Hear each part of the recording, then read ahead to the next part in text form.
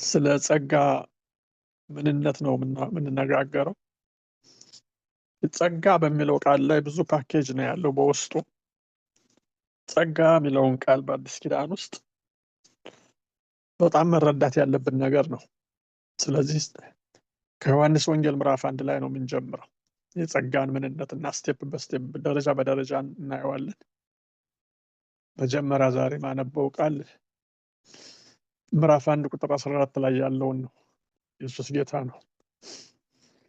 እንኳን ደህና መጣችሁ ቅዱሳን። ምዕራፍ 1 ዮሐንስ ወንጌል ቁጥር 14 ላይ ያለውን ቃል እንደዚህ የሚል ቃል አለ። ቃልም ሥጋ ሆነ፣ ጸጋንና እውነትን ተሞልቶ በእኛ አደረ። አንድ ልጅም ከአባቱ ዘንድ እንዳለው ክብር የሆነውን ክብር አየን። ዮሐንስ ስለ እርሱ መሰከረ፣ እንዲህም ብሎ ጮኸ፣ ከኔ በኋላ የሚመጣ እርሱ ከኔ በፊት ነበረና ከኔ ይልቅ የከበረ ሆኗል። ስለ እርሱ ያልሁት ይህ ነበረ። እኛም ሁላችን ከሙላቱ ተቀበል፣ በጸጋ ላይ ጸጋ ተሰጥቶናል። ተመልከቱ፣ ሕግ በሙሴ ተሰጥቶ ነበርና ጸጋና እውነት ግን በኢየሱስ ክርስቶስ ሆነ። በጣም ይገርም።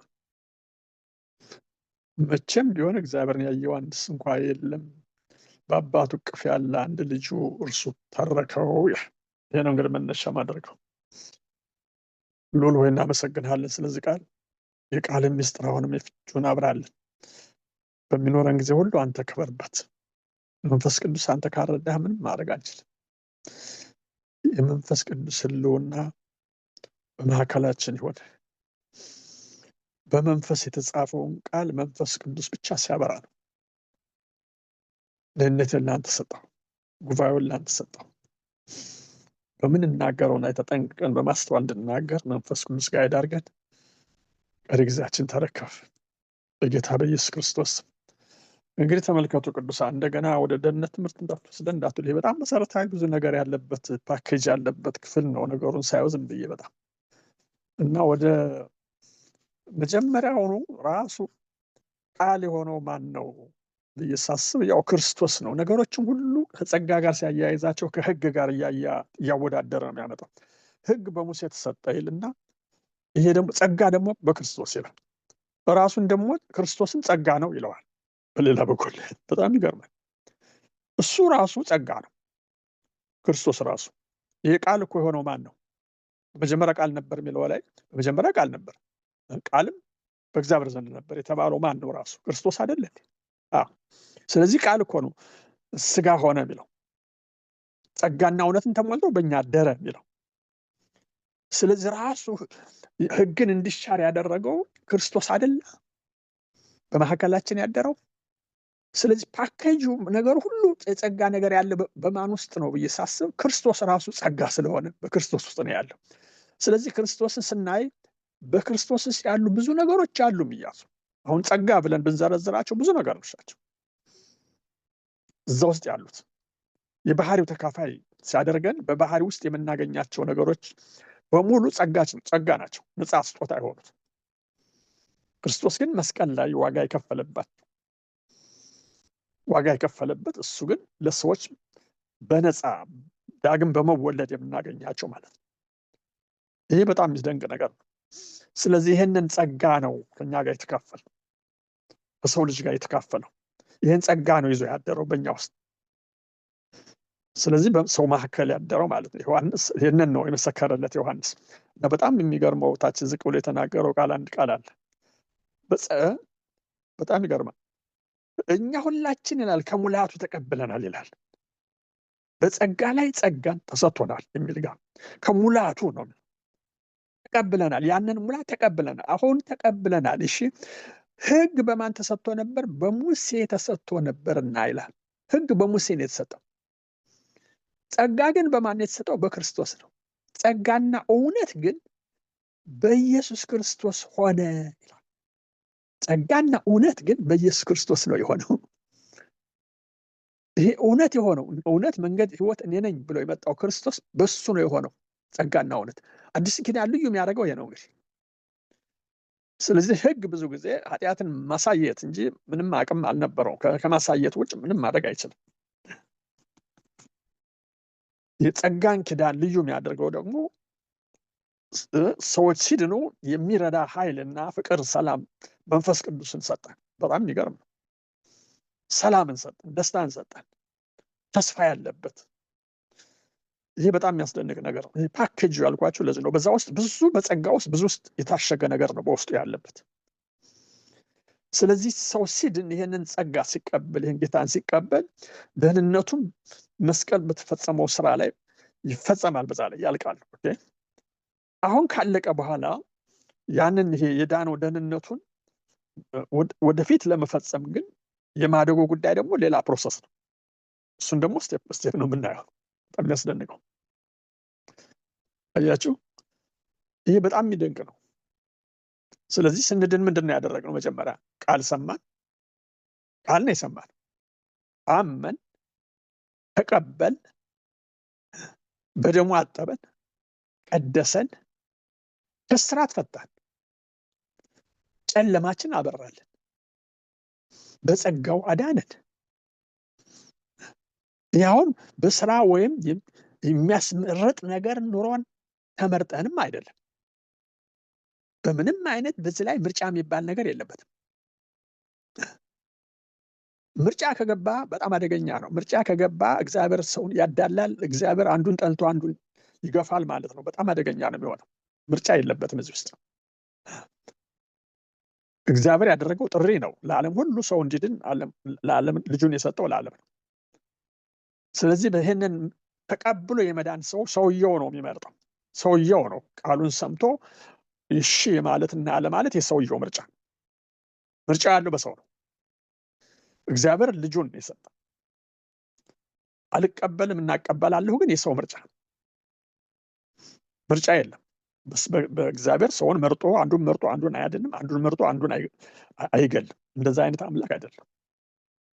እዛ ጋ ነው ማስተካከል ያለብን። ወደ ስለ ጸጋ ስናወራ ምርጫ የሚባል ነገር አይገባም። በጣም ብዙ ወንጌልን ያጣመመብን ነገር እዚህ ጋር ነው። ነገሮች ሁሉ የተጣመሙብን።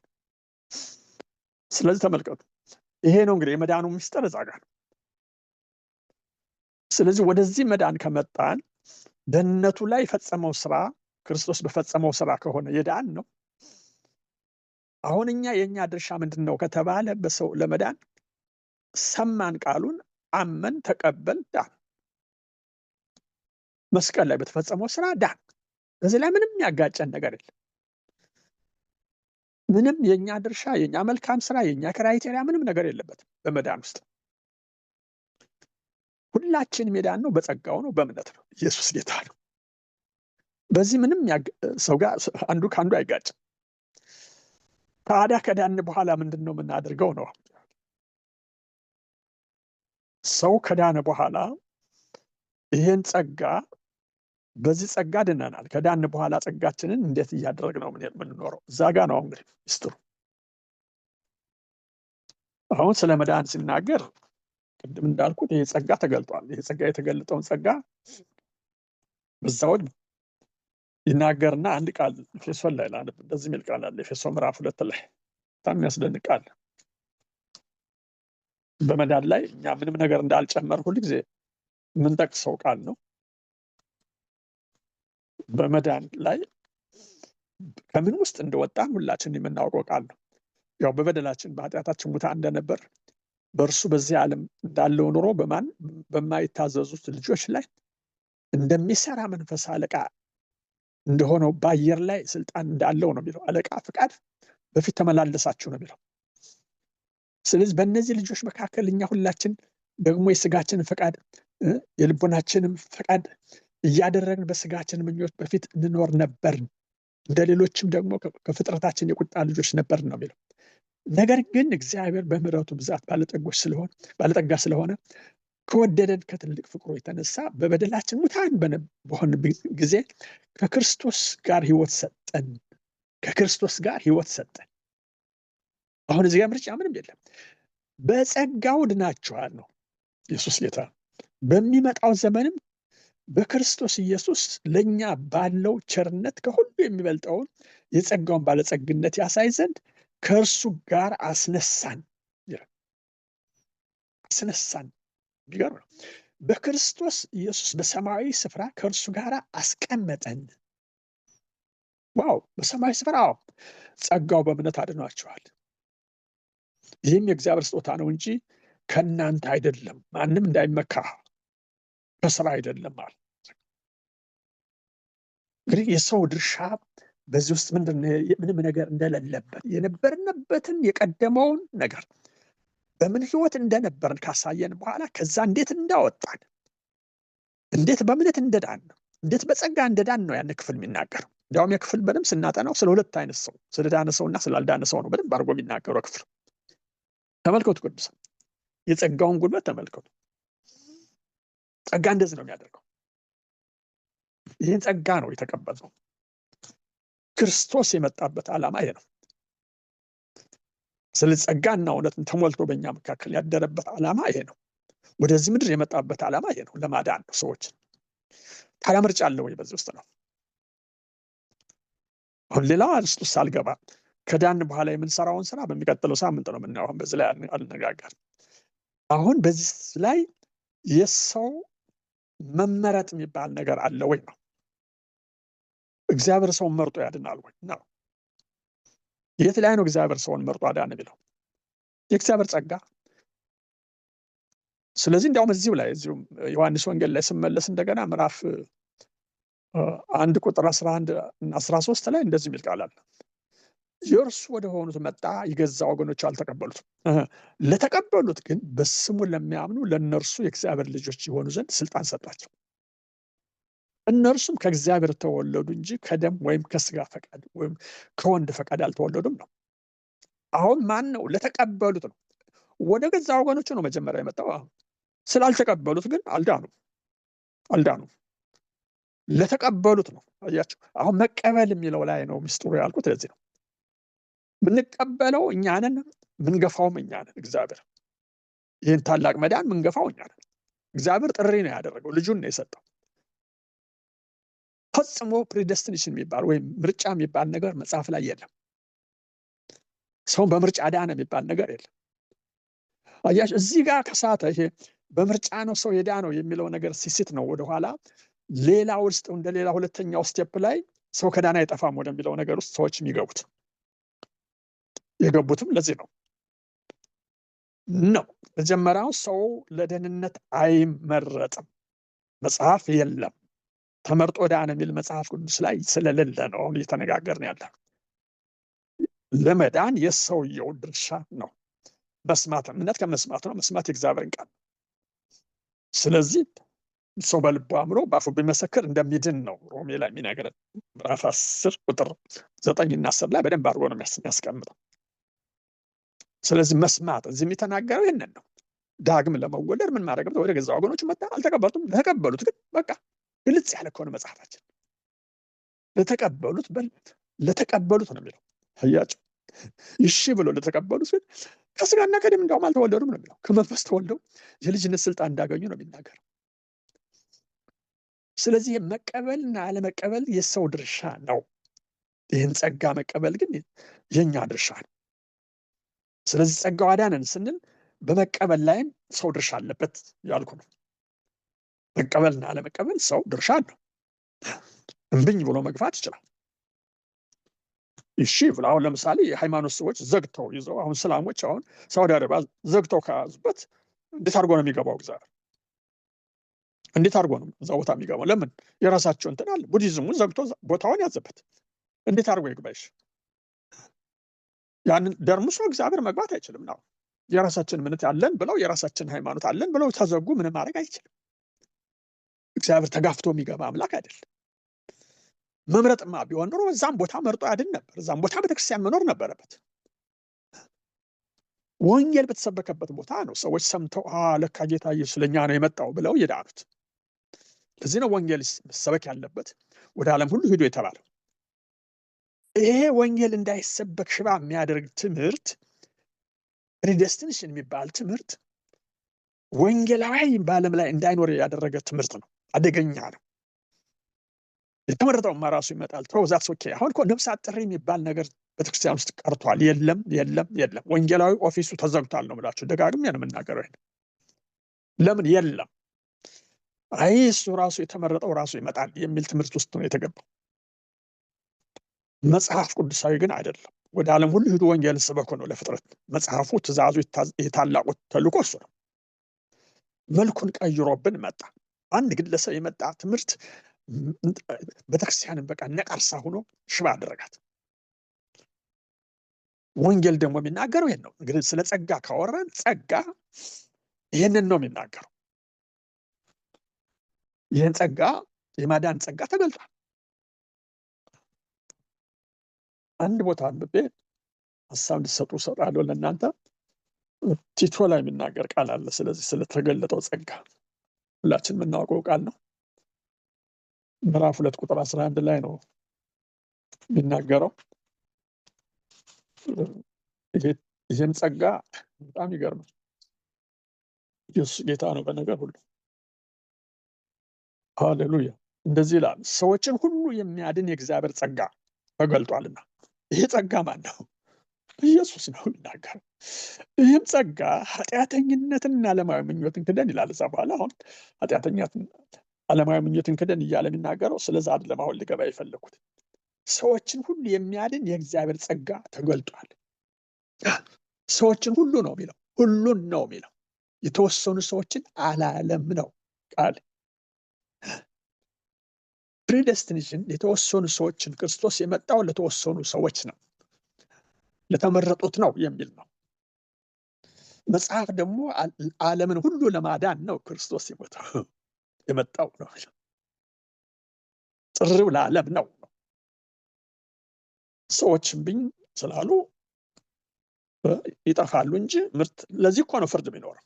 ፍርድ የሚኖረው እኮ እምቢኝ ሲሉ፣ አንቀበልም ሲሉ፣ ይሄን ነገር በፍጹም አልፈልግም ስላሉ እኮ ነው በልጁ የሚፈረድባቸው እንጂ ፍርድ በምርጫ አለ የሚል መጽሐፍ የለንም። ስላልተመረጡና ስለተመረጡ ብሎ ፍርድ የለም። በመጨረሻው ዘመን ላይ በምርጫ ነው ፍርድ ብሎ በዙፋኑ ላይ አይቀመጥም እግዚአብሔር። በነጭ ዙፋን የሚቀመጠው በሕይወት መዝገብ ስሙ ተጽፎ ያልተገኘ ሲል ልጁን በማመንና ባለማመን የተጻፈውን ነው የሚናገረው እንጂ እየመረጠ በምን ክራይቴሪያ ነው በመሰረቱ ሰው የሚመረጠው? ሁሉም ኃጢአት ሰርተዋል፣ እግዚአብሔር ክብር ጎድሏቸዋል ካለ መጽሐፍ፣ ሁሉም የአዳም በደል ካለበት አንድ የኦርቶዶክስ ሰው ማርያምን ኃጢአት የለባትም ለማለት ፈልጎ ትላንት ምን ሲል ሰማሁት? የሴት ዘር አልተወለደም ክርስቶስ አለና ሴቶች ኃጢአት የለባቸውም አለ። በጣም እኮ የሚገርም እኮ ነው። ሲገቡ የባሰባቸው ነው የሚመጣ። አንዳንድ ልከኝነት ሲገባ ሌላ ውስጥ ነው የሚገቡት እነዚህ ሰዎች አልኩኝ። ሴት የሆነዋል በሙሉ ኃጢአት የለባቸውም ብሎ ተናገረ። የኔ ጮኩት እና የሴት ዘር ጠቅላላ የሰው ዘር አይደለችም እንደ ሴት ምንድን ነው የሚያወራው አልኩ። ማርያምን ኃጢአት የለባትም ለማለት እኮ። በጣም እኮ የሚገርም ሰው ነው። ምን ለማለት ፈልጌ ነው? ሰው የሆነ ሁሉ ኃጢአት የሌለበት ከሌለ የሚያስመርጠው ክራይቴሪያ ምንም ነገር የለም። ተመረጠ ሲባል አንድ ሰው ምን አይነት ክራይቴሪያ ኑሮት ነው የሚመረጠው? ነው ምንም ነገር የሚያስመርጠው የለም። ስለዚህ ይሄ በጣም ሊታሰብበት የሚችል ነው። ይሄ ጸጋ ሰዎችን ሁሉ የሚያድን ጸጋ ነው የተገለጠው። ሁሉን ሊያድን የሚችል ጸጋ ነው እንጂ ለተወሰኑ ሰዎች የተሰጠ ጸጋ አይደለም። እና በዚህ ላይ ሀሳብ እንዲሰጡበት ነው። አሁን እንግዲህ እናንተም ክፍት ማደርገው ብቻዬን መናገር አልፈልግም። በዚህ ላይ ከተነጋገርን በኋላ ደግሞ ያ የተገለጠው ጸጋ ደግሞ ስቴፕ ደረጃ አለው፣ ያድጋል። ጸጋው ራሱ በጸጋ ደግሞ እንዴት እንደምንኖር የዳኑ ሰዎች በዚህ ጸጋ እንዴት ነው መኖር የሚችሉት በሚለው ወደፊት እናያለን በሚቀጥለው። ያንን ደረጃ ደግሞ እየቀጠለ ይሄዳል። ከዳን በኋላ የሰው ድርሻና በጸጋው መኖር በሚለው ላይ ነው እያየን ምን ሄደው። ስለዚህ እስኪ ዛሬ በዚህ ላይ ሀሳብ ያላችሁ ሰዎች ሀሳብ እንድሰጡ ነው የምፈልገው። እና በጣም እየገረመ የነበር ሳነበው የነበር ይህን ክፍል የተገለጠውን ጸጋ እንየው። እኔ በጸጋ ነው የዳንኩ የሚል ሰው ካለ በደንብ ሁላችንም በጸጋ ነው የዳን ነው። ስለዚህ ወይ ተመርጫለሁ የሚል ሰው አለ እንደ በመካከላችን? እስኪ ሀሳብ ስጡበት። ወንድማችን አንተ እስኪ ፕሮግራሙን ያዘው እንግዲህ ለአንተ ልስጥ ዘንድ። እሺ ወገኖች እንግዲህ ገባ በሉና በዚሁ ወንጌላዊ ባስተማረው ርዕስ ላይ ጸጋን በተመለከተ ስለ ጸጋ የሚያብራራ ነገር በየትኛውም ክፍል ብታገኙ በዛ ላይ መነጋገር ጥሩ ነውና ለእናንተ ጊዜውን እንሰጣለን።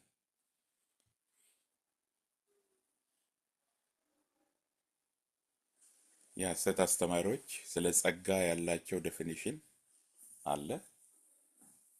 እንደገና ደግሞ ስለ ሰው ይህንንም ማያያዙ ጥሩ ነው። ስለ ሰው የሚናገሩት ነገር አለ። ልክ ሰው ምንም ማድረግ አይችልም፣ ጌታን መቀበል አይችልም የሚሉት ነገር አላቸው። ራሱ እግዚአብሔር መርጦ እንደሚፈልገው ያደርጋቸዋል እንጂ ምንም ፈቃድ የሚባል ነገር አላቸው ብለው። እኔ ደግሞ የሚገርመኝ በቴዎሎጂ ስኩል ምናምን ይባላል። ቴዎሎጂ ስኩል ሰው እስከ ዶክተሬት ድረስ ተምሮ እንዲህ አይነት የእግዚአብሔርን ቃል ከእግዚአብሔር ቃል ጋር የማይስማማ ነገር ይዞ ሲሄድ የሆነ አዚም ከሰው አቅም በላይ የሆነ በሰው ላይ አዚም ዞሮ ካልሆነ በስተቀር ጤነኛ ሰው ፍጥጥ ብሎ የተቀመጠውን የእግዚአብሔርን ሐሳብ እንዴት ነው ሊሽር የሚችለው? እና እስቲ እግዚአብሔር እንደረዳችሁ። ዘኑ ሰላም ደህና እንደምትሰነበታችሁ አስመረት ነኝ። ተባር አንደኛ ነገር በጣም ወንጌላዊን ላመሰግነው እፈልጋለሁ። እውነት በሱ ላይ ያለው ጸጋ በሱ ላይ ያለው መገለጥ ለኔ ይደንቀኛል፣ ከአይምሮ በላይ ነው። ጌታ አሁንም አብዝቶ ይጨምርለት፣ ጥርት ያለ ቃል ስለሚያመጣልን ማለት ነው። ስለዚህ በዚህ ድንብርብር ያለውን ክሊር ያደርጋልና በዚህ እግዚአብሔርን ስለሱ አመሰግናለሁ። እግዚአብሔር ይባርክህ ወንጌላዊ፣ አሁንም ይጨምርልህ። እኔ ሁል ጊዜ ይሄን ነገር እንዴት ነው ሪኮንሳይል የማደርገው? ምን ይላል? ድሮ ጠላቶቹ በነበርን ጊዜ ይላል እግዚአብሔር ቃል። ድሮ እሱን ሳንወደው ጠላቶቹ በነበርን ጊዜ እሱ ግን እኛን ወዶ ከራሳችን ጋር ሪኮንሳይል ያደረገ። ስለዚህ እንዴት ጠላት የነበርኩ እንዴት አድርጎ ነው በምርጫ ሁሉ ይሄ በቃ ይሄ ትልቁ ጠላቴ ትንሹ ጠላቴ እያለ መረጠ ማለት ነው። ከድሮም ሲናገር ሁላችንም የእሱ እንትኖች ጠላቶች እንደነበርን እንደማናፈቅር እንደነበር ይናገራል የእግዚአብሔር ቃል። ስለዚህ ይሄ በምርጫ ነው ሲባል እንግዲህ እግዚአብሔር ላይ ይዋሻል ማለት ነው እንደዚህ ከሆነ።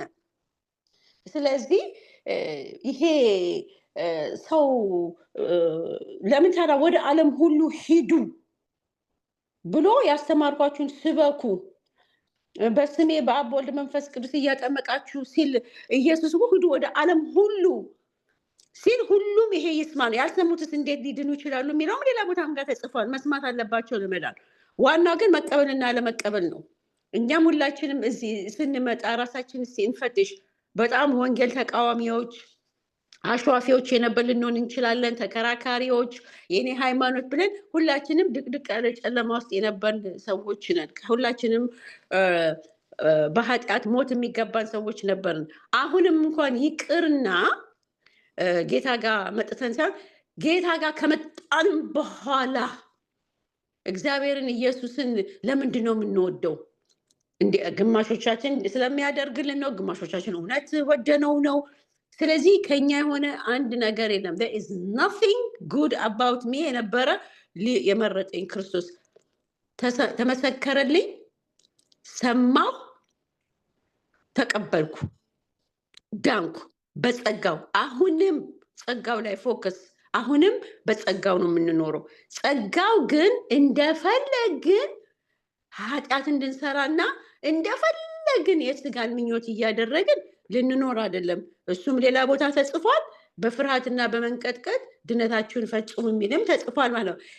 ኦኬ አሁን ይቺ ምን ታደርጋለች? ኦኬ እግዚአብሔር መራጭ ከሆነ ኦኬ መርጬሃለሁ በቃ ብሎ ለምሳሌ ከቤተሰቤ እኔ ተመረጥኩ በቃ በምርጫ ነው ያልን እንደሆነ ዋይ ታዲያ መዳናችሁን በፍርሃትና በመንቀጥቀጥ ደግሞ ፈጽሙ ይላል። ራሱ አይደለም እንደ መረጠኝ ከዛ በኋላ ምን ያስፈልጋል? ኦልሬዲ መርጦ አስገብቶኛል ልንል እንችላለን። ስለዚህ ይሄ እንደሱ አድርገው ቅድም አንዲት ነገር ደግሞ ተናገረ ወንጌላዊ፣ ጌታ ይባርከው።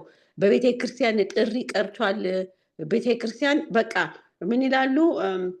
ይሄንን አይቶ ይምጡ። ይሄንን ነው እውነቱን ሰምቶ ነው መምጣት ያለባቸው። ቤተ ክርስቲያን ኤቭሪ ሲንግል ዴይ በጥሪ መደረግ አለበት። ጥሪ አሁን ግን አይደረግም ያለው ወይ ሰው የሆነ ነገር ፈልጎ ሲመጣ እንዲድን ወይ አንደኛው ጓደኛው ኮንቪንስ አድርጎት አሙሃል እዛ እኮ ፈውሳል በቃ ፈውሱን ብቻ ተቀብሎ ለመሄድ ካልሆነ በስተቀር ፒዩር የሆነ ወንጌል ተነግሮት የሚመጣበት ጊዜ አይደለም። ቅድምም ተናገረ ወንጌል አንዲት ነገር ያጣምሙና ያለ የሁሉ ፎልስ ዶክትሪን ያለው ከክርስትና ውስጥም እንኳን የወጣው አንዲት ቃል ቡጭቅ እያደረጉ within the context ሳያዩ አንዳንድ ጊዜ ደግሞ እኔ ቅርታ አድርጉልኝ አልቃወም። ቴዎሎጂ የተማረ ሰው ካለ ጉድ ፎር ሂም። ይሄ ቴዎሎጂ የሚሉት ግን ፊደል ብቻ ምንም በቃ ብዙዎቹ ቴዎሎጂ ውስጥም ገብተው ክርስቶስ መጽሐፍ ቅዱስ እንደዚህ ነው ብለው ሰይጣን የሚጠቀምባቸውም አሉ እና ኮሽን ይፈጥርብኛል እሱ ማለት ነው። የትኛው መጽሐፍ ጋር ነው የተጻፈው? ቴዎሎጂ ጋር ሄዳችሁ ዲግሪ ይዛችሁ ፒኤችዲ ይዛችሁ በጸጋ ብዬ እኔ ጥያቄ ይፈጥርብኛል ማለት ነው። አምኖት ሴይንግ ቴዎሎጂ ሄዱት ሮንግ ናቸው ማለት ነው። ዳስ ጉድ። ያቺ ሳብጀክት ግን ሁሉ ጊዜ አት ዘ ባክ ኦፍ ማይ ሄድ ስላለች ማለት ነው። ዋይ እዛ ሄዶ ምንድን ነው መንፈስ ቅዱስ ነው የሚገልጸው፣ መንፈስ ቅዱስ ነው የሚያስተምረው፣ የሚፈልግ ይቀበላል፣ በእውነት ሲክ ያደረገው ያገኘዋል የሚለው ይሄ ነገር ስላለ ይሄ ቴዎሎጂ የሚሉት ደግሞ አንዳንድ ጊዜ አንዳንዶቹን ከክርስትና አውጥቷቸዋል፣ አንዳንዶቹን ዲስፕሩፍ እንዲያደርጉ ባይብልን አድርጓቸዋል፣ አንዳንዶቹ ለዲቤት ብቻ አድርጎታል። በቃ ብዙ ነገር የእሱም ኮንሲኮንስ አይቻለሁ። ለአንዳንዶቹ ደግሞ እግዚአብሔር ይመስገን ደግሞ ኃይለኛ እንትኖች አድርጓቸዋል፣ አፖሎጂስቲክ አድርጓቸዋል ማለት ነው። እና ኔጌቲቭ እና ፖዚቲቭ አለው ቴዎሎጂ ጋር ደግሞ መሄድ ለማለት ብዬ ነው። ዳስ ፍሮም ማይ አንደርስታንዲንግ ካየሁት ከታዘብኩት ማለት ነው። እና የስ በጸጋ ሄዳን ነው። ጸጋ ግን እንደፈለግን አንድ ቦታ ላይ እንደ ተመልሶ ክርስቶስ ይሰቀል እንዲህ አለ፣ እንደገና መልሰን እንስቀለው እንዲህ አለ። ጸጋው እንዲረዳን ከየት እንደመጣን እንድናስተውልና ምን ለኃጢአትና ለሌላም ብቻ ሳይሆን ፎር ኤቭሪቲንግ ጸጋው ካረዳን በስተቀር ጸጋ እቺ ጸጋ ካረዳን በስተቀር ሰው ልጅ እንዴት ነው አንድ ውሻን ለተወሰነ ያሰው የለቀቀው ጊዜ በቃ እንዴት ነው እንትን የሚያደርገው ቤቱን ግልብጥብጡን እንደሚያወጣው አንሊሽድ ስንሆን ጥሩ ስላልሆነ ኢዚሊ እንትን ለማድረግ የምንችል ፍጥረቶች ስለሆነ there is nothing የኛ አንድ መልካም የሆነ ነገር የለም። በምርጫ ያስገባን፣ ሰማን፣ ተቀበልን፣ አመንን እና ይሄ ነው የምንረዳው። ጌታ ይባርክ። ወንጌላዊ ተመስገን ይብዛልህ። አሁንም አሜን አሜን አሜን። አስመረት ጌታ ጸጋውን ያብዛልሽ። ሌሎቻችሁም ግቡና ያላችሁን መረዳት ክሪቲካል የሆኑ ነገሮች ላይ ደግሞ ብናተኩር የበለጠ እንማራለን። ግባ ወንድም ከዜ። እሺ ዘኔ ወንጌላዊ ጌታ ይባርከው። በጣም ወሳኝ የሆነ ጉዳይ በእኛ ጊዜ የምርም የትምህርት ርዕስ መሆን ያለበት የምንነጋገርበት ጉዳይ መሆን ያለበትን ነገር አንስቷል። በጣም ቆንጆ ነው። እግዚአብሔር ይባርከው። እንግዲህ ለዛሬ ወንጌላዊ የሄደውን ያህል ብቻ ዙሪያ ላይ ያለ ነገር ነው ማንሳት የምንችለውም ያለብንም ብዬ አስባለሁ እንደኔ። ስለዚህ ምንድነው ጸጋ? ጸጋ ምንድነው? ራሱ ምንድነው? የጸጋ አገልግሎት ምንድነው? የጸጋ ጥቅም ምንድነው? ለኛ ጸጋ ምን የሆንበት ነው? ምን ያደረግንበት ነው? ምን ያገኘንበት ነው የሚለው ጉዳይ ወሳኝ ነው። ጸጋ የዳንበትም ነው፣ የምናገለግልበትም ነው፣ የምንገለገልበትም ነው። በጸጋው ድነናል። አሁን አገልግሎቶች እየተሰጡን ያሉት በጸጋ ነው። ወንጌላዊ ተመስገን አሁን ያገለገለን በጸጋ ነው። እግዚአብሔር በሰጠው ጸጋ እኛ የተገለገልነው በጸጋ ነው ማለት ነው። ስለዚህ እግዚአብሔርን እጅግ አድርገን እናመሰግናለን። ግን በእኛ ጊዜ ከጸጋ ጉዳይ ጋር ተያይዞ ነፃ ስለሚባል ጸጋ ነፃ ነው፣ ነፃ ስጦታ ነው። ድነት ነፃ ስጦታ ነው። ጸጋ ያልደከምንበት፣ ያልለፋንበት፣ ያልተገባን ነገር ለኛ ያልተገባ ነገር ነው የተደረገልን ተብሎ በድግግሞች ስለሚነገር ከመሰረቱ ደግሞ እንደዛውም ስለሆነ በዚህ ጉዳይ ላይ በአማኙ ማህበረሰብ መካከል ትንሽዬ ፈር የለቀቁ ነገሮች ይታያሉ። ፈር የለቀቁ ነገሮች ይታያሉ። እኔ ያልበላሁትን እንጀራ ያልበላሁትን ዳቦ ጣዕም መናገር አልችልም። አልበላሁማ። ባልዋጥኩት መድኃኒት መፈወስ አልችልም። አልዋጥኩማ፣ አልተጠቀምኩም፣ አልወሰድኩትም። ባልበላሁት እንጀራ ባልጠጣሁት ውሃ መጥገብና መርካት አልችልም። የእኛ ትውልድ ግን እንደዚህ ለመሆን እየሞከረ ያለ ነው የሚመስለኝ በብዛት። ባልቀመሰው ዳቦ ሊወፍር ይፈልጋል። ባልበላው እንጀራ ሊጠነክር፣ ባልጠጣው ውሃ ሊረካ ሊበረታታ ይፈልጋል። የእኛ ዘመን ሰው ባልዋጠው መድኃኒት መፈወስ የሚፈልግ ይመስላል። በጸጋ ጉዳይ ላይ ማለት ነው። ቲቶ ላይ ያለው ወንጌላዊ የጠቀሰው ሐሳብ ይሄ ነው። ይሄ ጸጋ ያስተምረናል ይላል።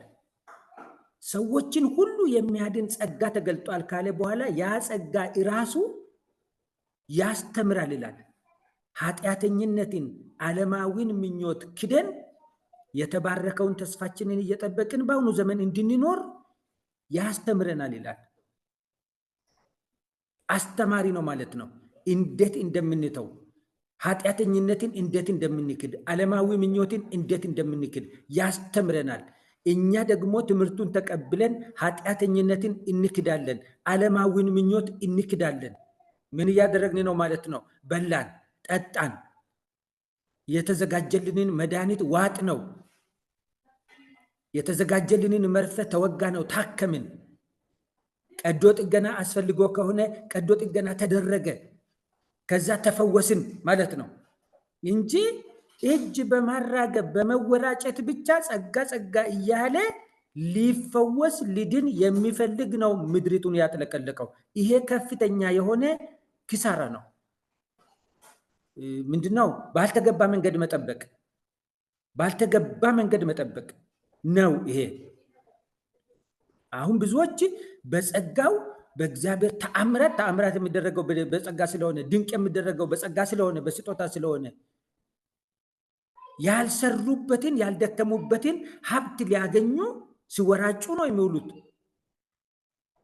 ሳትሰራ ትበለጽጋለህ ሲባል አሜን ይላል ጉሮሮ እስኪታይ ድረስ ሰው። ይሄ ነውር ነው፣ የማይገባ ነው። እንዴት ነው ሳልሰራ የሚበለጽገው? በጸጋ ጉዳይ ላይ በዚህ በኩል አንድ ችግር አለ። በወዲያ በኩልስ ወንጌላዊ ቅድም እንዳለው ወደ አንድ አቅጣጫ ብቻ ማጋደል። አሁን ቀስ በቀስ እኮ ሌሎችም እየቀሩ ነው። አሁን ወንጌላዊ ቀርቷል። ድሮ ከተሾሙት በስተቀር አሁን ወንጌላዊ መሾም ቸርች ውስጥ እየሰማን አይደለም፣ እያየን አይደለም። አዳዲስ ኦርደን የሚደረጉ ወንጌላውያን ወደ አልዳነ ወደ አላመነ ህዝብ የሚሄዱ ወንጌላውያን እያየን አይደለም። በፊት ከተሾሙትም ውስጥ ወደዚህ ቅርብ ያሉዎቹ እድሜያቸው ገና የሆኑቱ ለቀው ወጥተዋል። ግማሹ ወደ ሐዋርያነት ሄደ፣ ግማሹ ወደ ነብይነት ሄደ፣ ግማሹ ወደ እረኝነት ሄደ። አሁን የወንጌል አስተማሪና ወንጌላዊ እየተተወ ነው። ማን ነው ይሄን እያደረገ ያለው? ፈጽሞ እግዚአብሔር አይደለም። ወንጌላዊ አያስፈልግም፣ አስተማሪ አያስፈልግም፣ እረኛም እየቀረ ነው። አሁን ወደ ነብይና ወደ ሐዋርያ ነው። በተለይ እነዚህ ዲኖሚኔሽኖች ነባሮቹ ዲኖሚኔሽኖች በኮሌክቲቭ ሊደርሺፕ የሚመሩቱ በጠቅላላ ጉባኤ የሚዳኙቱ የቸርች ጠቅላላ ጉባኤ ያላቸው በጀነራል አሰምብሊ የሚዳኙቱ ውስጥ እረኛ መሆን፣ ወንጌላዊ መሆን፣ አስተማሪ መሆን የሚፈልግ የለም። ምንድን ነው የሚፈለገው? ሐዋርያ ሆኖ በግል መምራት፣ ነቢይ ሆኖ በግል መምራት። ከየት ነው የመጣው ይሄ? ለጸጋ መንፈስ ቅዱስ ለቤተ ክርስቲያን አገልግሎት ለሚሰጣቸው ነገሮች እኛ ያለን ሚዛኑን ያልጠበቀ አመለካከት። ጸጋ ማለት የሚተነብይ ነው፣ ጸጋ ማለት ሐዋርያ ነው፣ ጸጋ ማለት ነቢይ ነው ብሎ ህዝብ ወደዛ ስላአዘነበለ ማለት ነው። ይሄም ልክ አይደለም። ወንጌላዊነት የጥሪ ነው፣ የጸጋ ስጦታ ነው። እግዚአብሔር ነው የሚሰጠው። መስክሮ ሰዎችን ከጨለማ ዓለም ማምጣትን እግዚአብሔር ነው ለሰው የሚሰጠው። አስተማሪነት ስጦታ ነው፣ ጥሪ ነው። ለቤተ ክርስቲያን የሚያስፈልግ አንድ የጸጋ አገልግሎት ነው። የእግዚአብሔርን ቃል ዘርዝሮ እንደዚህ አድርጎ የሚያስተምር፣ ይሄ ሁሉ ተትቶ ወደ አንድ አቅጣጫ እየተሄደ ነው። እንዲያውም በሰበቡ ህዝባችን ሰው ወደ ማምለክ እያዘነበለ ነው። ሰው ወደ ማምለክ፣ እኔ በማስረጃ ነው የምናገረው። ህዝባችን ሰው ወደ ማምለክ እያዘነበለ ነው።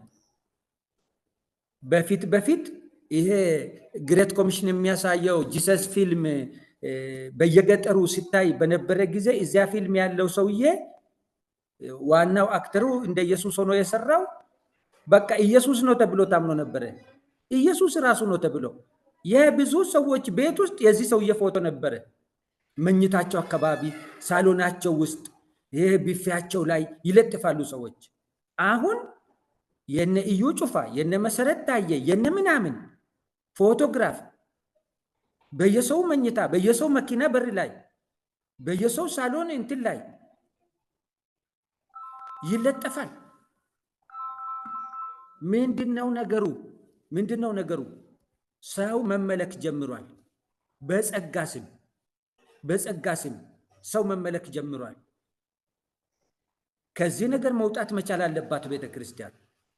እነሱም አገልጋዮቹ ራሳቸው ሰው መሆናቸውን ለህዝቡ ማሳወቅ አለባቸው። ሰው መሆናቸውን እንደ እኛው መሆናቸውን፣ እንደዚሁ እንደ ተገልጋዩ ህዝብ አንድ ሰው መሆናቸውን፣ ከኛ የሚለዩበት ምንም ነገር እንደሌለ ማሳወቅ ነበረባቸው፣ መንገር ነበረባቸው ለህዝቡ። ያልተገባ ምልክት በህዝቡ ላይ ሲያስተውሉ እነሱን ወደ መለኮት የማስጠጋት ለነሱ የተለየ አመለካከት በህዝብ መካከል ሲያስተውሉ ኖ እንደሱ አይደለም፣ እኛ እኮ እንደናንተ ነን፣ እግዚአብሔር በሰጠን ጸጋ አገለገልናችሁ እንጂ ማለት ነበረባቸው።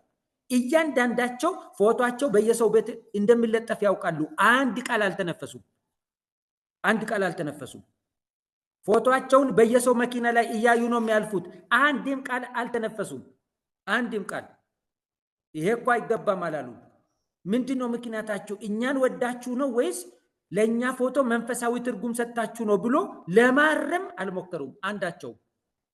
ይሄ እንግዲህ የገነነ ጸጋ፣ ከፍ ያለ ጸጋ፣ ምንድነው የሚባለው? ሜጀር የሆነ ዋና የሆነ ጸጋ ተገኝቶባቸዋል፣ ተገልጦባቸዋል በሚባል አካሄድ ያልተገባ ነገር ውስጥ እየገባ ነው። ሜጀር የሚባል ጸጋ የለም። ዋና የሚባል ጸጋ የለም። ትንሽ የሚባል ጸጋ የለም። መጽሐፍ ቅዱስ የኤፌሶኑ ከሆነ አንዳንዶቹ ሐዋርያት ከዛ ነቢያት ምናምን ያለው ሐዋርያ አንደኛ ነቢይ ሁለተኛ እያለ ሳይሆን ዝም ብሎ በቃ መጥራቱ ነው። በቅደም ተከተል መጥራቱ ነው። ሁላቸው መጠራት ስላለባቸው ጠራ እንጂ መጀመሪያ የተገኙት ወንጌል ሐዋርያት ስለሆኑ መሬት ላይ ከክርስቶስ ጋር የሄዱት ሐዋርያት ስለሆኑ ከነሱ ጀምሮ ጠራ እንጂ እነሱ ዋና ናቸው፣ ሌሎቹ ደግሞ ከነሱ ስር የሚቀመጡት ጥቃቅኖች ትናንሾች ናቸው ብሎ አይደለም። እና እኔው በዋናነት በቃ አተኩረን ብንይዘው ጥሩ ነው ብዬ የማስበው በጸጋ ድናችኋል ሲባል እንዳው ከመሬት ተነስቶ ምንም በቃ አይደለም በመናገር ብቻ ጸጋ በማለት ብቻ እያለ አይደለም። ጸጋው የሚሰጠውን አገልግሎት ስትቀበሉ፣ ጸጋው የሚሰጠውን ትምህርት ተቀብላችሁ ስትኖሩበት፣ በትምህርቱ ስትለወጡ፣ በአስተምሮ ስትለወጡ፣ በምክሩ ስትለወጡ፣ በግሳጼው ስትለወጡ ያኔ ነው ድነታችን እርግጠኛ የሚሆነው ፍጹም የሚሆነው። እና በጸጋ መዳን በሚባለው ነገር ላይ ያሉ አንዳንድ የተሳሳቱ ነገሮች መታረም አለባቸው የሚል እምነት አለኝ። ወንጌላዊ ጌታ ይባርከው። በሚቀጥሉት ቀኖች ደግሞ ጠለቅ ብሎ አንዳንድ ነገሮችን እንደሚያሳየን ምንም አልጠራጠርም። ተባረኩ።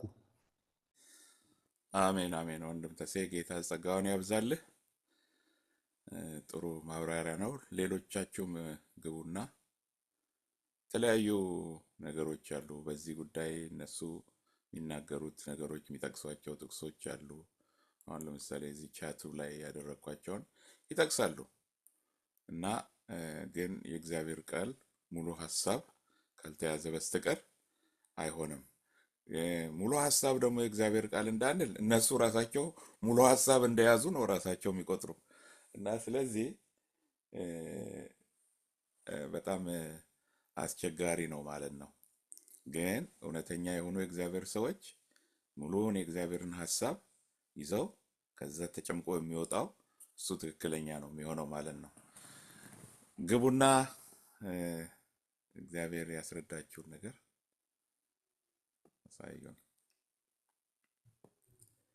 ምርጫ አሉ አስታውሳለሁ። አንዱ በጣም ትልቅ የሚባል ቸርች በተለይ ሙሉ ወንጌል የምታከብራቸው ሰውዬ አሉ እዚህ አሜሪካ ሀገር እና በጣም እንደንሳቸው ያለ ምናምን ይላሉ ማለት ነው። እዛ ቸርች ውስጥ የሚሰብክ አንድ ሰው አለና ወንጌላዊ ተመስገን ያውቀዋል እና ይሰብካል፣ እሑድ እሑድ ይሰብካል። ትልቅ ቸርች ነው፣ ብዙ ህዝብ ያለበት ነው። ሰውየው በጣም የታወቁ ናቸው፣ ዶክተር ምናምን የተባሉ በቴዎሎጂ ማለት ነው። ጠየቅኩት፣ እናንተ ጋር ወንጌላዊ ያለ ወይ ብዬ ጠየቅኩት። አይ የለም አለ።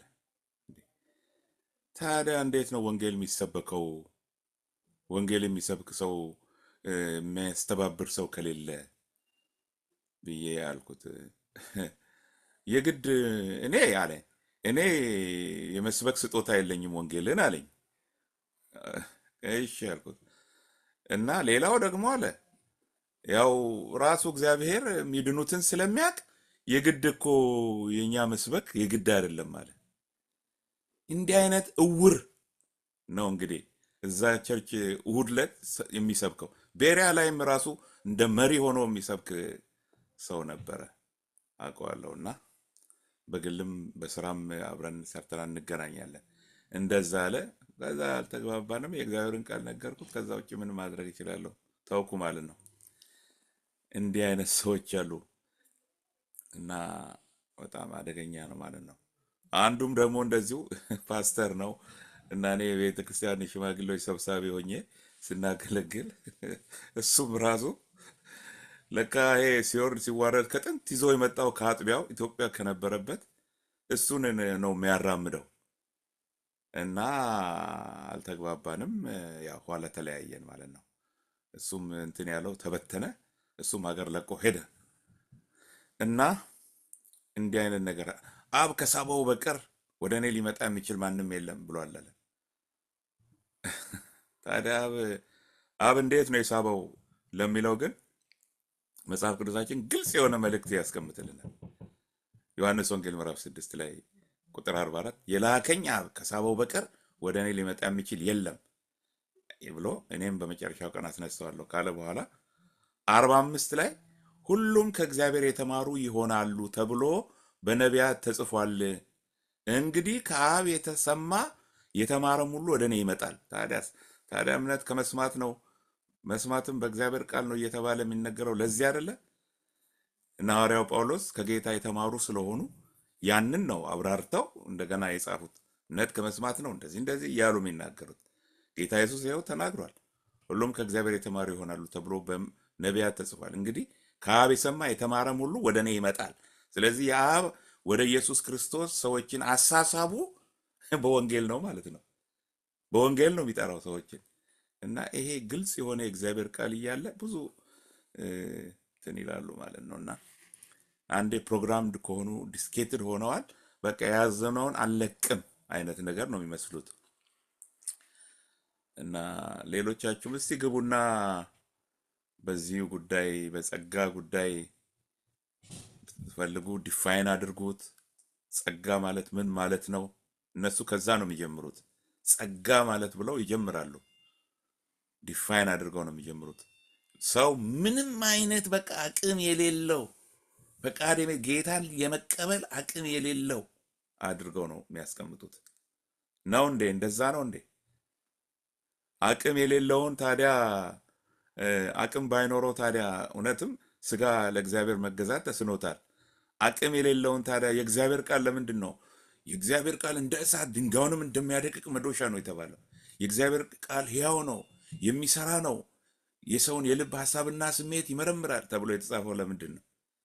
እግዚአብሔር ያንን የሥጋ ሐሳብ በቃሉ አፍርሶ በወንጌል አፍርሶ ከዛ በኋላ ሰዎች የእግዚአብሔርን ሐሳብ እንዲቀበሉ አሳምኗቸው ወደ እርሱ የሚጠራቸው ናቸው እንጂ መፍትሄ ሳያዘጋጅ እግዚአብሔር ሰዎች ወደ እርሱ የሚመጡበትን መንገድ ሳያዘጋጅ እንዴት ተደርጎ ሰዎች ሊድኑ ይችላሉ? ለዚህ ነው ሁሉ ከእርሱ በእርሱና ለእርሱም ነው በሚባልበት ጊዜ መንገዶቹን ሁሉ ያዘጋጀው እሱ ነው። እግዚአብሔር ሰውን ሁሉ ሊያድን ወደደ ሲባል ከዚህ በላይ ምርጫ ምን አለ? ከዚህ በላይ መመረጥ ምን አለ? ወደ መረጠን ጌታ ጥሪውን አክብሮ እጅ ዘርግቶ ልብን ከፍቶ መቀበል ነው እንጂ እግዚአብሔር ያን አልመረጠም፣ ይሄን መረጠ። አደገኛ የሐሰት ትምህርት ፍርድን የሚያመለክት ነው። አሁን ሌሎቹ እንዲህ ይላሉ፣ አይ እነሱም ያንን ይዘው ይሄዱ፣ እኛም ይዘን እንሄድ፣ ግን ወንድማማቾች ነን። እንዴት ሊሆን ይችላል? በምንድን ነው ወንድማማችነታችን? የእግዚአብሔር ቃል እየተካደ እንዴት ነው ወንድማማች የምንሆነው? እና እንዲህ እያሉ በተለይ በወንጌላውያን አብያተ ክርስቲያናት ውስጥ ያሉ ሰዎች የሚያመቻም አሁን እንኳን በጣም የቅርቤ በጣም ዶክተር አለ የጻፈውን ሳነብ ነበረ። ያመቻምቻል። ስንት እኮ በማስተርስ ሁሉ የሚያስመርቅ ነው እያስተማረ፣ ግን ያመቻምቻል። እና አረ ግቡ ግቡ ግቡ ግቡ ግቡ ወገኖች ግቡና አስመረትና ፓስተር ተሴ ብቻ ናቸው እንደ በዚህ ሐሳብ ላይ እናንተ በተለይ ቴዎሎጂ የተማራችሁ ግቡና ከዛው ስለሆነ ስህተቱም የሚመጣው እዛ ቴዎሎጂ ተማርን ከሚሉት ስለሆነ እናንተ ደግሞ ትክክለኛ ቴዎሎጂ የተማራችሁ በዛ በትክክለኛ ቴዎሎጂ ኮንፍሮንት እንዴት እንደምታደርጉ ማሳየት አለባችሁ። እንደዛ ነው።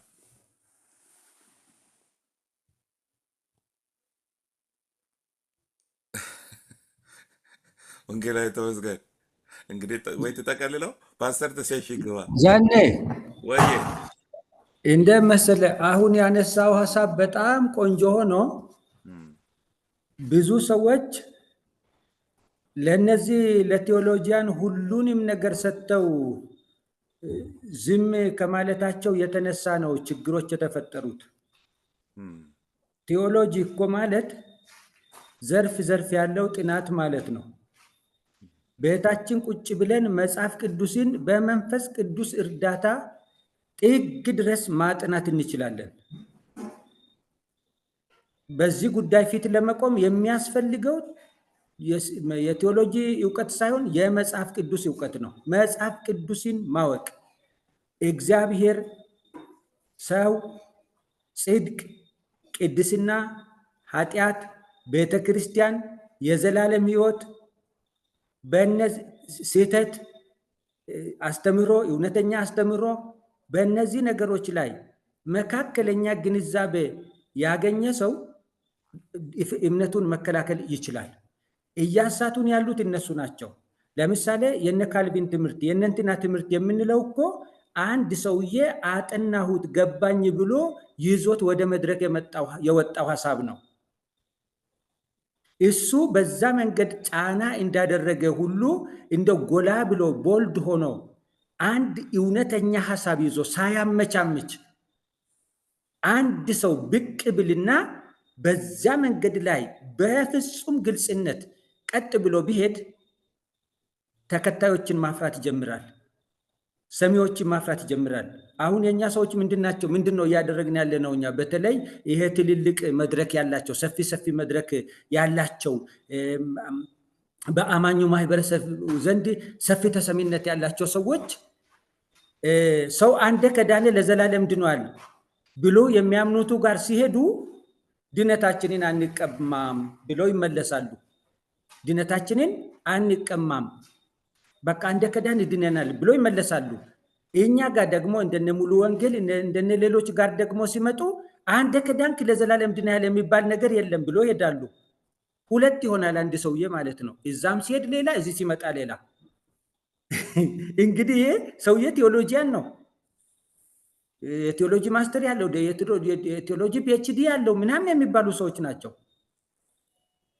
ህዝብ ምን መስማት ይወዳል፣ የትኛው ህዝብ በየትኛው አስተምህሮ ይደሰታል ብለው ህዝብ የሚደሰትበትን ያንኑ ስኳር በትነው እንልት ያንኑ ከረሜላ ሻሞ ብለው የሚመለሱ ናቸው እኮ አሁን ያሉት እንጂ ሳያውቁ ቀርቶ አይደለም። ብዙ ሰዎች ሳያውቁ ቀርቶ አይደለም። እዛ ያለው ህዝብ እንደዚህ ከተናገርኩት ያኮርፋል፣ እዚህ ያለው ህዝብ ደግሞ እንደዚህ ካልተናገርኩ ያኮርፋል ብለው የሚያደርጉ ናቸው። እንደኔ እነሱ አሉ ብለን ልንሸማቀቅ አይገባም። የገባችንን እውነት ይዘን መቆም አለብን። በቃ እንደ አሮጊቷ አሉ እንደተባለው አንዲት አሮጊት አሉ አጠገባቸው በጣም ደፋር የሆነ የደርግ ጊዜ እግዚአብሔር የለም የሚለውን ፍልስፍና የተማረ ሰው አለ እና እማማ እንዴት ነው እርሶ መጽሐፍ ቅዱስ ሌላውን እንኳን ይመኑ፣ ሌላው ይመኑ፣ በቃ ምንም ችግር የለውም፣ ትንሽ ትንሽ እውነት ይመስላል። መጽሐፍ ቅዱስ ትልቁ አሳ ዮናስን ውጦ ከ3 ቀን በኋላ መልሶ ተፋው የሚለውን እንዴት ነው ይሄንን እውነት ብሎ የሚያምኑት እርሶ እንዴት ይሞኛሉ ብሎ ጠየቃቸው። እኛ እናት መንፈስ ቅዱስ በውስጣቸው ያለ በቃ ስለ እግዚአብሔር የገባቸው እውነት ግን ሊናገሩት ሊዘረዝሩት የማይችሉት ነገር አላቸው ውስጣቸው እና ልጅ አሉ ይሄ ያልከው ነገር መጽሐፍ ቅዱስ ውስጥ አለ ያሉት አለ። እንግዲያውስ መጽሐፍ ቅዱስ ውስጥ ይኑር እንጂ ትልቁ አሳ ዮናስን ውጦ ከ3 ቀን በኋላ ተፋው አይደለም፣ ዮናስ ራሱ ትልቁን አሳ ውጦ ከ3 ቀን በኋላ ተፋው ብሎ ቢል መጽሐፍ ቅዱስ በደንብ አድርጌ ነው ማምነው ብለው አሳፈሩት። እንደዚህ ሳንማር ራሱ በእግዚአብሔር ቃል ላይ የሚሳለቁት ፊት መቆም ካልጀመርን ነገሩ ጥሩ አይመጣም ሊል ነው። ጌታ ይባርካችሁ። አሜን አሜን አሜን አሜን። ያው ቴዎሎጂ በጣም እኔ እድሉን ሁኔታዎች ቢመቻቹልኝ ብማር ደስ ይለኛል። ለምንድን ነው ይሄንን ያልኩበት ምክንያት ብዙ አይነት ቴዎሎጂ አለ፣ ብዙ አይነት ቴዎሎጂ አለ። እንደ እግዚአብሔር ቃል የሆነውን የሚያስተምሩ አሉ፣ ከዛ ውጭ ደግሞ አሉ። ስለዚህ እንደ እግዚአብሔር ቃል በሆነው መንገድ የሚያስተምሩትን ቴዎሎጂ እድሉን ኖሮን ተመቻችቶልን ብንማር በጣም ይጠቅማል። ከማይገባት ተረጓጎም ብዙ ነገር የመጽሐፍ ቅዱስን አጻጻፍ አይታችሁ ከሆነ ከተለያየ ከዘመኑ ባህል ጋር ተያይዞ አንዳንድ በእኛ ኮንቴክስት የማይገቡን ነገሮች ስለሚኖሩ ያንን የምናገኘው ቴዎሎጂ ስኩል ስንገባ ስንማር ነው እና ይጠቅማል ብዬ ነው እኔ ማምነው። ብዙ ተጠቅም ያለው ቴዎሎጂ ካጠኑ ሰዎች ይሄ የሚካር ነገር አይደለም። በደም ሳሰው ቴዎሎጂ በቃ ኃጢአት ነው ከእግዚአብሔር አይደለም እንደዚህ ነው ማለት አንችልም። ግን መርጠን ነው እንደ እግዚአብሔር ቃል የሆነውን እንትን እንላለን። ወንጌላዊ ተመስገን ጠቅልለው 13 ደቂቃ ነው ያለ። ምንድነው ነገሩ? ዶክተር አሸብር አድማሱ ጸጣሉ ከበደ እንዲያርስቱ እግዚአብሔር ጸጋውን ያብዛላችሁ። በጣም ደስ የሚል ሀሳብ ነው የሰጣችሁት። ከፍቷል ዶክተር አሸብር። እሺ ለዶክተር አሸብር ልስጥ 1-5 ደቂቃ።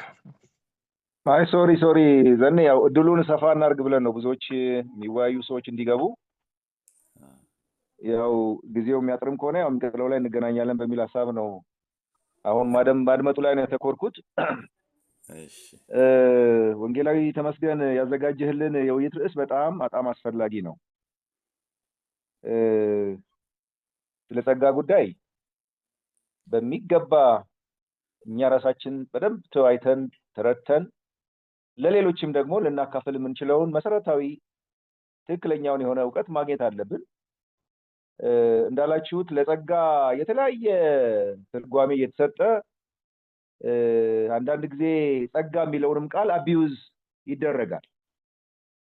ጸጋ የሚለውን በቃ ዝም ብሎ እንደ ከንቱ ነገር በቃ ወይም ደግሞ እንደ ተራ ነገር ቀላል ነገር ተደርጎ የሚቆጠር ነገርም አለ ጸጋ ማለት። እኔ እንግዲህ እስካሁን ካለኝ ንባብና ዕውቀት ጸጋ ምንም ጥርጥር የለውም ከእግዚአብሔር ዘንድ በእግዚአብሔር ምሕረት በእግዚአብሔር ቸርነት ብቻ የተሰጠን ስጦታ ነው። አንድ ሰው ይሄን ስላለኝ ይሄ ኳሊቲ ስላለኝ ወይ ደግሞ ይሄ በጎ ነገር ስላለኝ ወይ ደግሞ ይሄ ስራ ስላለኝ ብሎ ከእግዚአብሔር ዘንድ የሚቀበለው ነገር አይደለም። እንደው በአማርኛ ምናልባት ትርጉም ለመስጠት ትንሽ ቋንቋችን መጥረት ያለበት ይመስለኛል። ብዙ ጊዜ በእንግሊዝኛ ብዙ ፍሌክሲብል የሆኑ ቃላቶች ስላሉ እንደው እነሱም የሚሰጡትን ዴፊኒሽንም አንዳንድ ጊዜ እያየም ብናጠና ጥሩ ነው። ለምሳሌ አንድ ዘመድ ፌቨር ይላል። በቃ ከእግዚአብሔር ዘንድ ሰው የማይገባውን ሊሰጠው የማይገባው ሊያገኘው የማይገባውን መልካም ነገር ከእግዚአብሔር ዘንድ መቀበል ነው። ምናልባት የመጨረሻው የጸጋ ትርጓሜ የዘላለም ሕይወት ነው። በቃ አንድ ሰው ከአመፁ ብዛት፣ ከበደሉ ብዛት፣ ከኃጢአቱ ብዛት የፍርዱ ሞት ሆኖ ሳለ ጥፋት ሆኖ ሳለ ግን ይሄ ሞት ለተፈረደበት ሰው ለጥፋት ለተጣለ ሰው እግዚአብሔር የዘላለምን ሕይወት እስከ መስጠት ድረስ ምህረቱን በጎነቱን እያሳየን ያለው አንደኛ ይሄን በማወቅ እግዚአብሔርን ልናከብር እግዚአብሔርን ልናመሰግን እንዲገባን ነው። አሁን እኛ የጸጋን ዋጋ ልንማር የሚገባን ጸጋ የጸጋው ስጦታ እንዲሁ በከንቱ አልመጣም። መጀመሪያ ማወቅ ያለብን ዋጋ ተከፍሎበታል። ቢያንስ ኢየሱስ የከፈለው ዋጋ ለሁላችንም ያን ጸጋ እንድናገኝ ነው። ምክንያቱም እግዚአብሔር አንድያ ልጁን እስኪሰጥ ድረስ እግዚአብሔርም አንድ ልጁን የሚወደውን ልጁን በእርሱ ደስ የሚለኝ ልጄ እሱ ነው የሚለውን ልጁን እስከ ሞት ድረስ አሳልፎ እስከ መስጠት ትልቅ ዋጋ የከፈለበትን ሕይወት ነው እግዚአብሔር ጸጋ አድርጎ የሰጠን። እንግዲህ ይሄን ጸጋ ለመቀበል አንዳንድ ጊዜ ቅድሙ ወንጌላዊ ተመስገን ገና ከመጀመሪያው ሲናገር የጀመረው ነገር አለ። ጸጋው ለሁሉም ሰው በቃ ዝም ብሎ የተሰጠ ከሆነ ምንም ልዩነት የለም ማለት ማንም የዳንም ያልዳንም የሚባል ነገር የለም። ምክንያቱም ለሁሉም ዝም ብሎ በነፃ ከተሰጠ ማለት ነው። ለዚህ በምድር ላይ ላለው ለሰው ዘር ሁሉም ጸጋው ካለው ሁሉም ጸጋው ከተቀበለ በቃ ማንም የሚጠፋም የለም ማንም የሚፈረድበት የለም እንደማለት ነው። ነገር ግን ጸጋውን ለመቀበል ደግሞ እግዚአብሔር ከሰዎች የሚጠብቀው ነገር አለ። ሰዎች ያሉበትን የጥፋት የበደል ሕይወት እንዲያውቁ እንዲመለሱ በንስሐ ወደ እግዚአብሔር እንዲመለሱ ያው አስቀድሞ ወንጌል ይሰበካል፣ የእግዚአብሔር ቃል ይሰበካል።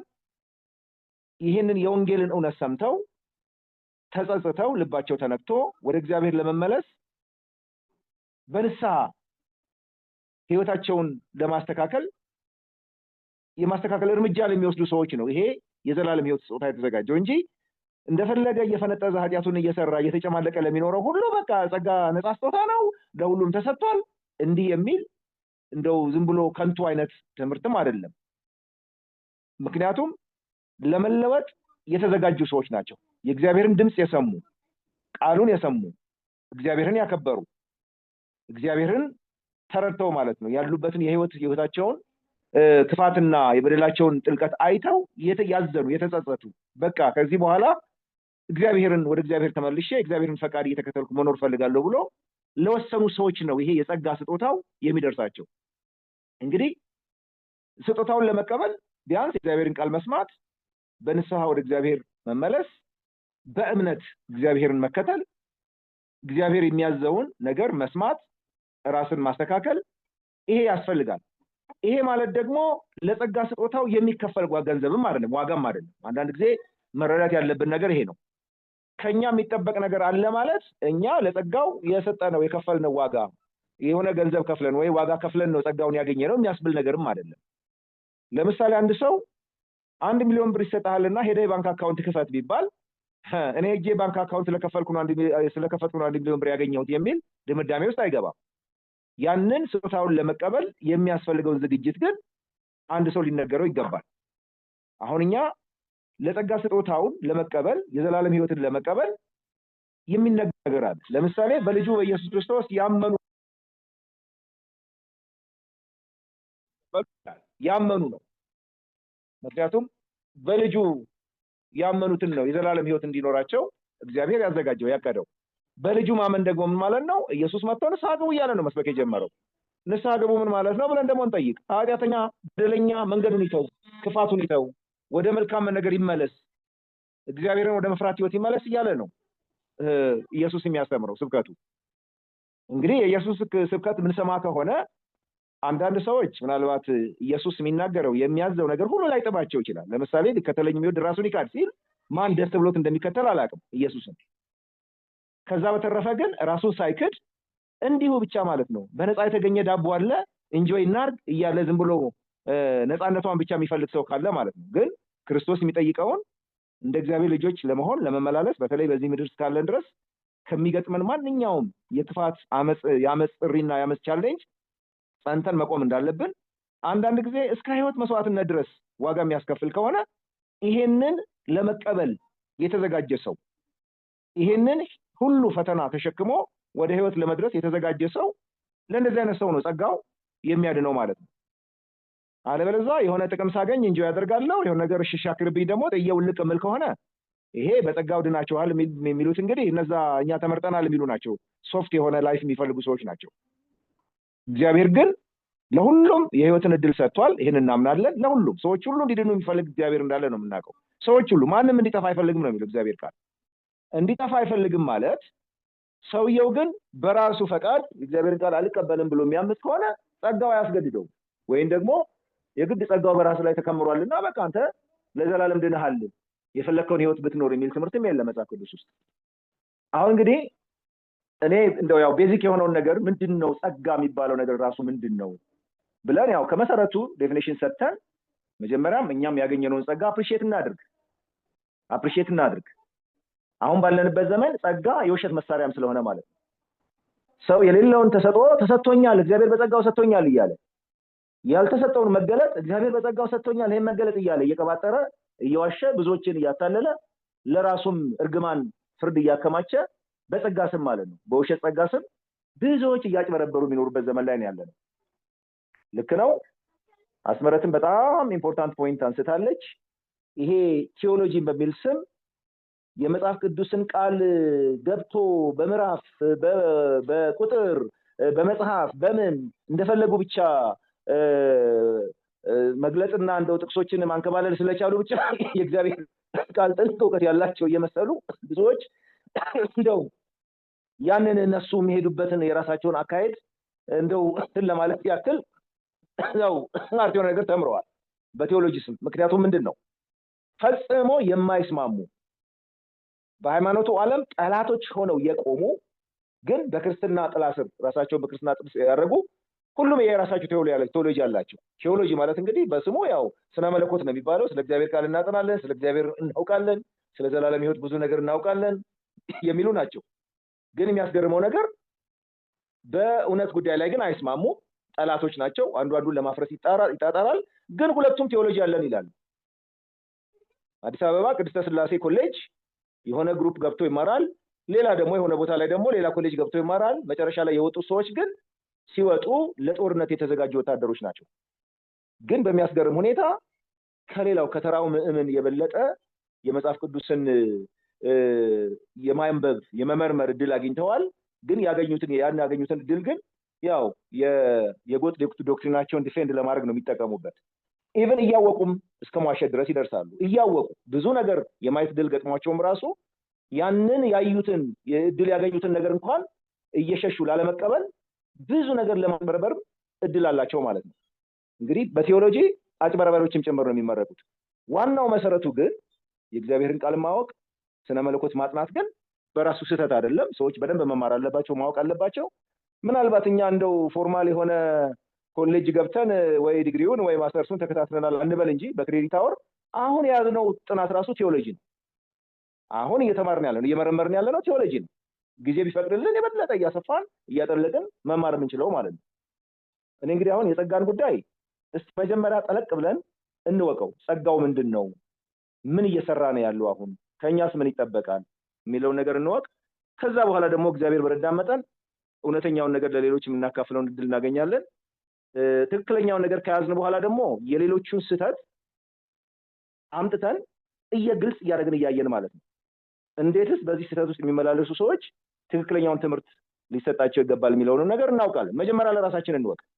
አሁን እኛ ገና በደንብ መርምረን የጸጋን ጉዳይ በደንብ ጥልቅ ገብተን ካወቅን በኋላ የነዛን ሰዎችም ስህተት በደንብ በግልጽ ማየት ማስረዳት የምንችልበትን ከጨበጥን በኋላ ስለሌሎቹ መናገር እንችላለን። እንደው አሁን ዝም ብለን እንደው በጨበጣ ብቻ ሌሎቹን እንዲያረጉ እንዲህ አሉ እያል እንደው ዝም ብሎ የሐሜት ወሬ እንዳይመስል ማለት ነው። ካስፈለገም እናደርጋለን። በዚህ ምክንያት ይህን ትምህርት አምጥተዋል። ከመጽሐፍ ቅዱስ ላይ ይሄን ይጠቅሳሉ። ትምህርታቸውን ለማስረዳት ይሄን ክፍል እንዲያሉ ያስተምራሉ። ለመሆኑ ይሄ ክፍል እነሱ እንደሚሉት ነው ወይ የሚናገረው እያል በትክክለኛ መረጃ ማለት ነው። እኔ አሁን ይቅርታ አድርጉልኝና ፕሪደስቲኔሽን የሚባል እንትን ውስጥ ገብቼ በትክክል አላየሁትም። እኔ እንደው ዝም ብዬ ጫፉን ያው ከሰዎች የምሰማውን ያክል ነው እንጂ የምናገረው የትኛው የእምነት ሴክት እንኳን ያን እንደሚያስተምር አላውቅም። የሆነ ካልቪኒዝም ይባላል። እኔ የካልቪኒዝምንም የእምነት እንትናቸውም በትክክል አላገኘሁም። ራሱ የጽሁፍ ማስረጃቸውን ወይ ደግሞ ከምን ተነስተው ይሄን እንደሚሉ የትኛውን የመጽሐፍ ቅዱስ ጥቅስ እየጠቀሱ በስነ ስርዓት እንደሚናገሩ በደንብ አላየሁም። ግን ባይ ጥሩ ነው፣ ለእውቀት ይረዳኛል። ምናልባት ይሄ ኮፒ ያደርግልሃለሁ። እሺ የተጻፈውን 5 ፖይንት። ቴንኪው፣ አመሰግናለሁ። በቃ እኔ እዚህ ጋር ላብቃ፣ ሰዓታችንም አልቋል። ተባረኩ። ጌታ ጸጋውን ያብዛልህ። ወርድ ደስ የሚል እንደዚህ አይነት ነገር ይዘህ ልታመልጠን ነበር። ዝብልት ጌታ የተባረከ ይሁን። በጣም ደስ የሚል ሀሳብ ነው ሁላችሁም የተናገራችሁት። በጣም ደስ ብሎኛል እና ይሄ ትልቅ ነገር ነው። በተለይ ጸጋ በተለይ ዋጋ ተከፍሎበታል የሚለው ነገር ላይ በጣም ደስ ይላልና ዋጋ የተከፈለበት ነው እንጂ ጸጋ ዝም ብሎ ቀላል አይደለም እና ይሄ ዋጋ የተከፈለበትን እኛ እንዳናቀለው በዚህ ላይ እንትን ጨርስ ሰዓት ስለሄደ ያው ዘግይተን የጀመርነውና ለዘኑ ሰጥና ጸልዮ እሱ ይዘጋልና ሊጨርስ ስለሚጸልይ ሰው ሌላ ፈቃደኛ ካለ ይጸልያል። እኔ ማይመች ቦታ ነው ያለሁት። አሁን እንቀጥላለን።